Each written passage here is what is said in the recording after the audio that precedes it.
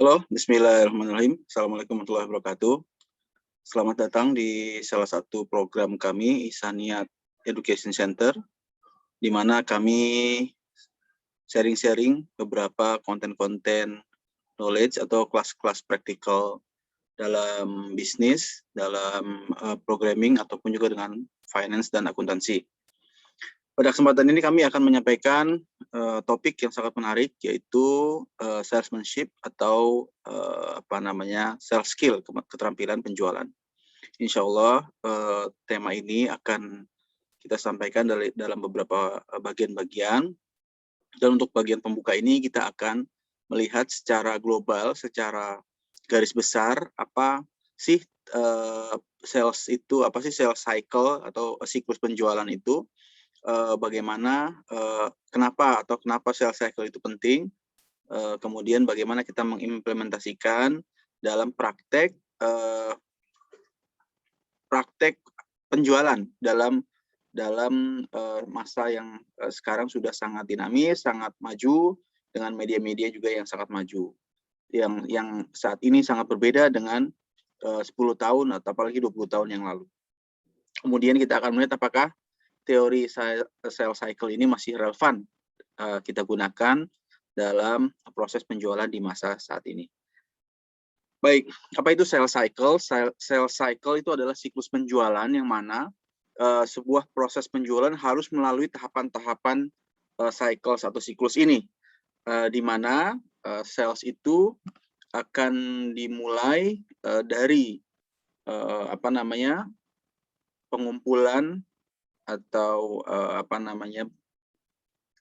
generator generasi daripada leads ataupun prospek. Jadi nama-nama yang dapat kita kumpulkan untuk yang bisa memakai produk atau jasa kita. Kemudian dari situ bagaimana kita melakukan initial contact, kemudian bagaimana kita melakukan presentasi, dan seterusnya. Kita akan bicarakan itu, kita akan bicarakan mungkin dari beberapa sudut pandang, maksudnya dari beberapa jenis industri, yang mungkin akan ada sedikit perbedaan-perbedaan. Oke, kita akan mulai. Yang pertama, yaitu dimulai dengan kita sebut saja listing prospek. Listing itu maksudnya kita mengidentifikasi siapa-siapa saja prospek atau leads atau calon pembeli daripada barang dan jasa kita yang akan memberikan manfaat dan juga daya guna maksimal dari produk kita. Nah, di sini dapat berbagai macam cara yang kita lakukan, dengan cara-cara manual listing, dengan research, ataupun juga dengan internet system gitu ya. Jadi bisa dengan aplikasi dan seterusnya. Kita bisa menyebutnya itu sales pipeline. Jadi gimana menemukan lead daripada traffic dalam internet. Itu kita akan bicara lebih dalam mengenai hal itu di sesi selanjutnya. Kemudian kita melakukan cold contact. Apa itu maksudnya?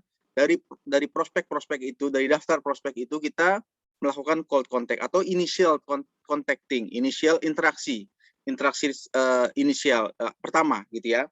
Bisa lewat telepon, bisa lewat email, atau bisa lewat sistem juga. Apabila kita bicara marketing dengan internet, ini semua shifting agak berbeda dengan pelaksanaannya. Tapi secara esensial tentu saja masih sama secara esensial.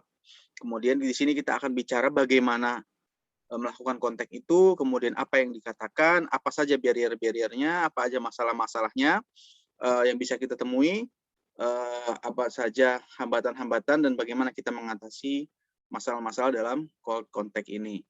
Kemudian setelah kita kontak, kemudian kita presenting. Presenting kita menyajikan, mempresentasikan apa yang kita punya, apa yang kita tawarkan, solusi apa yang kita bisa berikan, yang bisa kita bantu kepada prospek tadi. Jadi presenting ini penting, tapi bukan menjadi bagian yang terbesar dari proses sales. Kadang-kadang kita itu terbiasa setelah kita melakukan presentasi, kita pikir itulah tujuan akhir daripada sales cycle ini. Padahal dari angka research yang pernah dilakukan, bahwasanya hanya 2% sales B2B, business to business, yang closing, yang terjadi deal pada saat setelah presentasi pertama itu hanya 2%. Sedangkan 98%-nya itu terjadi di antara 5 sampai 12 kali kontak atau proses. Nah, kembali lagi presentin, ntar kita akan bicara apa yang kita presentasikan, bagaimana penyajiannya, hal-hal apa yang harus dihindari, hal-hal apa yang penting untuk diperhatikan, bagaimana kita melakukan presentasinya, body language-nya, dan seterusnya. Dan juga struktur dan juga tools apa yang harus kita bawa dalam presentasi. Bagaimana kalau misalkan situasinya tidak face to face, misalkan di dalam aplikasi atau dalam internet, itu bisa listing prospek, cold contact, presenting itu bisa terjadi dalam suatu proses sistem. Nah, itu mungkin kita akan bicarakan juga nanti.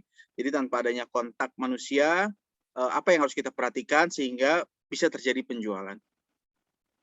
Oke, setelah presenting ini alternatifnya ada 2, bisa closing, bisa juga tidak closing. Seandainya terjadi closing, berarti kita sudah dapat signing yang menurut apa itu tadi statistik hanya sekitar 2%. 2% dari presentasi yang kita lakukan itu terjadi closing. Nah, apakah sudah selesai? Ini berarti closing sudah menjadi customer kita. Jawabannya tidak. Karena apa? Ada 3 hal yang kita bisa lakukan setelah proses closing ini, yaitu yang pertama, kita harus melakukan follow up sebagai bagian daripada client service kita, sebagai bagian kita juga bagaimana kita mendapatkan feedback, kekurangan-kekurangan mungkin yang bisa kita perbaiki, kemudian juga mungkin keluhan-keluhan atau masalah yang harus kita segera atasi, karena walau bagaimana kita ingin mendapatkan masalahnya itu langsung sebelum masalah itu keluar. Jadi maksudnya sebelum ada eskalasi, lebih baik kita mengetahui pertama kali. Jadi follow up setelah closing pun juga sangat dipentingkan. Kemudian selanjutnya adalah follow up untuk second sales atau untuk upselling. Jadi maksudnya kita harus punya pemetaan terhadap produk dan jasa kita, penawaran-penawaran, tingkatan-tingkatan penawaran. Dan the second sales itu merupakan sales yang paling mudah karena sales pertama kita sudah ada validasi. Jadi produk kita sudah tervalidasi, kemanfaatannya, solusi yang kita bisa tawarkan sudah tervalidasi dengan klien melakukan sales yang pertama. Jadi sebenarnya upselling atau sales yang kedua itu seharusnya menjadi lebih mudah dan harus dikejar, karena menjadi sia-sia kalau misalkan kita tidak dikejar. Kemudian yang ketiga adalah follow up untuk referral. Jadi setelah closing kita nggak boleh puas begitu saja, kita harus mendapatkan referral. Referral itu maksudnya apa? Kita harus mendapatkan daftar nama lagi atau daftar leads lagi, prospek lagi, siapa kira-kira yang bisa memanfaatkan solusi yang kita tawarkan. Dari referral ini kita kembali melakukan kontak, kita melakukan presentasi. Oke, sekarang bagaimana jika presentasi ini tidak closing, artinya tidak mendapatkan penjualan? Maka yang harus kita lakukan terhadap prospek tersebut adalah kita melakukan follow up. Jadi follow up setelah presenting gagal, kita harus melakukan follow up. Nah, permasalahannya memang secara statistik sebagian besar sales tidak melakukan follow up. Tidak melakukan follow up sama sekali, ataupun kalaupun ada hanya melakukan 2 kali hubungan kontak dalam melakukan follow up. Padahal follow up itu merupakan bagian sangat penting. Ingat, 98% daripada proses presentasi kita tidak akan closing di saat itu. 5 sampai 12% B2B bisnis closing diperlukan 5 sampai 12 kali follow up. Dan itu berarti follow up yang harus berkelanjutan. Nah, dari follow up, apa yang terjadi? Ada 2. Bisa closing, setelah closing ya kita bisa kembali lagi mendapatkan 3 poin tadi. Kemudian setelah dapatkan referral, balik lagi, call, contacting lagi, kemudian presentasi lagi, either way closing atau follow up. Setelah itu, jika setelah follow up tidak closing, apa yang kita lakukan? Kita ada menyebutnya prospect nurturing program. Jadi maksudnya prospek atau leads itu harus kita nurture, harus kita pelihara, harus kita kita lakukan pendekatan ataupun kontinuitas dalam kontak, misalnya begitu. Tinggal pertanyaannya adalah bagaimana caranya kita melakukan follow up, bagaimana caranya kita melakukan prospect nurturing program ini tanpa berasa kita mengganggu, tanpa berasa kita terlalu salesy, terlalu pushy, memaksa, terlalu membuat orang risih. Bagaimana caranya kita melakukan follow up ini, prospek nurturing program ini tanpa berasa membosankan ataupun itu tadi mengganggu gitu ya, karena tidak membuat nyaman daripada prospek kita. Itu mungkin pertanyaannya, dan itu menjadi tantangan dari para tenaga tim sales kita, bagaimana untuk menjadi kreatif, bagaimana untuk memiliki pembawaan dan juga skill komunikasi yang baik, supaya proses follow up ini bahkan mereka tidak merasa mereka sedang di follow up. Itu menjadi tantangannya. Nah, setelah itu dalam prospect nurturing program ini kita berputar entah sampai berapa kali kita melakukan follow up. Ada istilah keep doing follow up until one of us die, istilahnya begitu. Jadi karena proses follow up ini sebenarnya bukan untuk melakukan penjualan, tapi bagaimana untuk tetap berkomunikasi.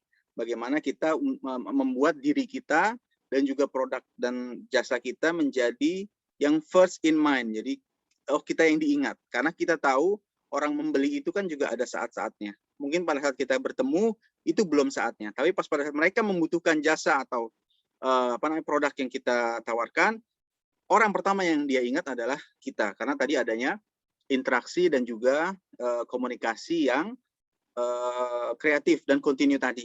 Jadi istilahnya membangun relasi lah, istilahnya begitu. Tinggal pertanyaannya bagaimana. Nah, insya Allah dalam paket kelas ini kita akan banyak bicara dari aspek-aspek ini.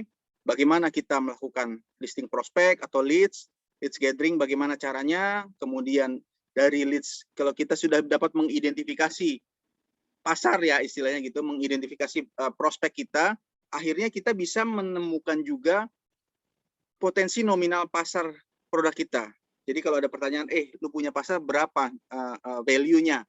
Nah, itu terjadi dari nilai dari proses tadi listing prospek tadi. Kita bisa mendapatkan angka itu, kita bisa bilang oke, kita punya potensial market kita adalah sekian ratus miliar misalkan dari produk yang kita tawarkan misalkan. Nah, itu kita bisa ketahuan dari situ. Kemudian dari call contact, bagaimana dari call contact supaya menjadi warm contact.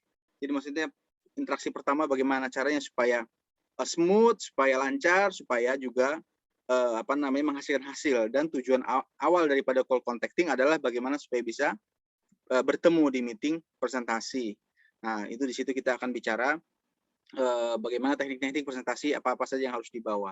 Kemudian closing. Nah, dari proses closing juga kita akan bicara apa saja respon daripada objection. Biasanya kan respon prospek kita pada saat kita ingin closing itu kita sudah identifikasikan. Biasanya mereka akan mengatakan A, B, C, D. Nah, itu kita bisa menyiapkan beberapa strategi, beberapa mungkin juga kalimat-kalimat yang bisa kita drill untuk kita memperlancar kita untuk merespon, sehingga respon kita terhadap objection prospek kita sudah smooth, sudah mengalir, sudah lancar. Nah, kemudian juga kita akan bicara follow up. Follow up tadi masalah creativity, apa yang harus kita ucapkan, kapan kita melakukan follow up, berapa kali kita melakukan follow up, program nurturing programnya itu seperti apa. Nah, itu kita juga akan bicara di sesi-sesi berikutnya. Baik, rekan-rekan, mungkin ini sesi pertama kita tentang kelas salesmanship kita dari program Ihsaniyat Educational Center. Demikian, jika ada pertanyaan, silahkan tuliskan di kolom komentar. Kita bertemu lagi di sesi berikutnya. Wassalamualaikum warahmatullahi wabarakatuh. Thank you.